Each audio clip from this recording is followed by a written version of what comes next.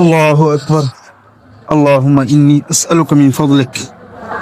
আসসালামু আলাইকুম ওয়া রাহমাতুল্লাহি ওয়া বারাকাতুহু। আমরা যাত্রাপথে আপনাদের পরিচিত কোটাই বাড়ি রেস্টুরেন্টে আমরা এখানে থামলাম। থেমে আমরা সলাতুল এশা আদায় করলাম।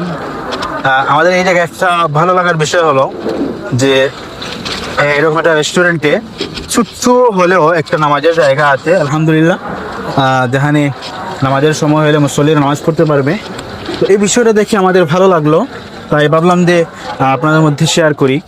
আসলে আমরা রেস্টুরেন্ট হোক বা হাট বাজার মার্কেট যে কোনো জায়গা আমরা ছোট্ট হলেও একটা নামাজের জায়গা রাখবো, এটা আমাদের জন্য খুবই গুরুত্বপূর্ণ।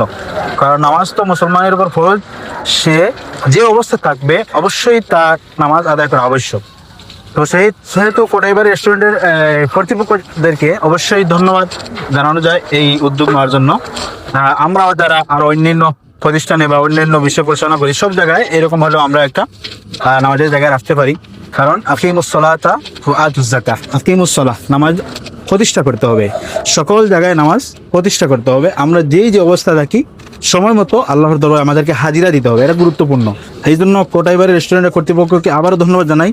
তাদের এই ব্যবসা বাণিজ্যের মধ্যে আল্লাহ যেন বরকত দান করেন।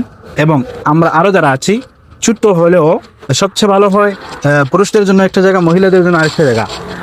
এই দুইটা জায়গা হলে মোটামুটি এখানে পুরুষ মহিলা সমাবেশ সুন্দরভাবে নামাজ আদায় করতে পারবে।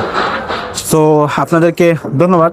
আমি যে বিষয়ে যে বার্তাটি দেওয়ার জন্য আসলাম, যে আমরা যে কোনো জায়গায়, যে কোনো প্লেসে, যে কোনো জায়গায় আমরা এইভাবে একটা নামাজের জায়গা রাখি বা সময়মতো নামাজ আদায় করি, এটাই খুবই একটা গুরুত্বপূর্ণ কাজ। আল্লাহ রাব্বুল আলামিন সবাইকে তৌফিক দান করুন। আসসালামু আলাইকুম।